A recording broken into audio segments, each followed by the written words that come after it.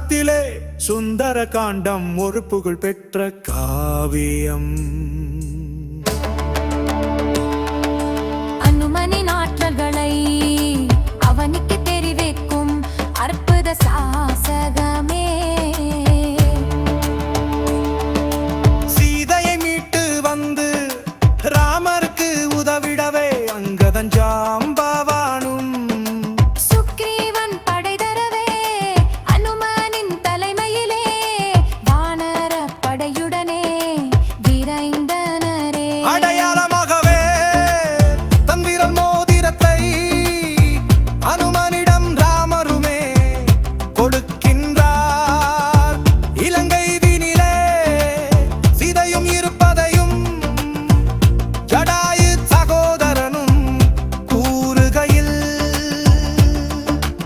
அனுமன் ஒருவனே கடல் தாவும் வீரனென இலங்கைக்கு சென்று வர அனுப்பினரே உடனே.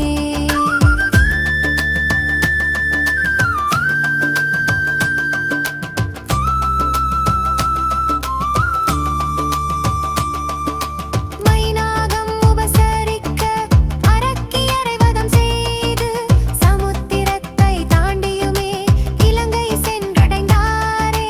அழகான இலங்கையிலே அன்னை ஜானகியை அங்கும் இங்கும் தேடிய பின் அசோகவனத்தினிலே கண்டாரே.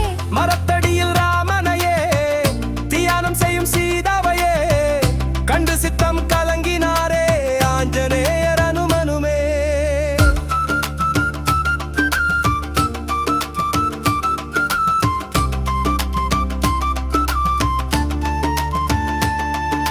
ஜெயராமன் சரிதம் சொல்லி கணையாழி தனை கொடுத்து சூடாமணி பெற்றுக் கொண்டார் சுந்தரர் ஆஞ்சநேயர்.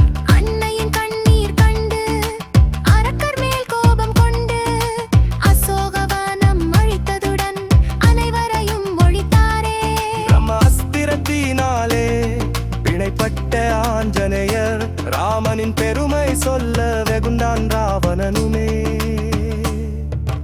அனுமனின் செயலை கண்டு அவன் மேல் கோபம் கொண்டு வையுங்கள் தீ அவரையும் வாளுக்கென்றான் ராவனும்.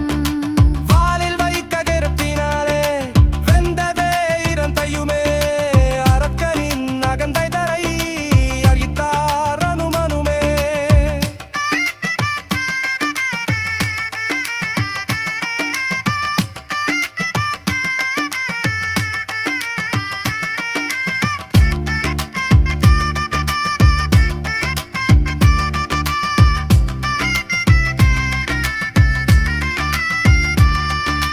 அன்னை ஜானகியின் அனுமதி ஆசியுடன் ஆகாய மார்க்கத்திலே ஆஞ்சநேயர் தாவி வந்தார். ஆராத சோகத்திலே ஆண்டிருந்த ராமனிடம் ஆஞ்சநேயர் வணங்கியுமே சீதையை கண்டேன் என்றார்.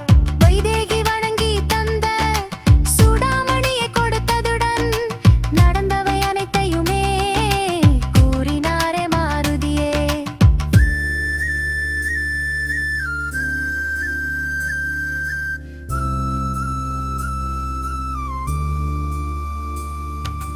மனம் மகிழ மாருதியை மார்போடனை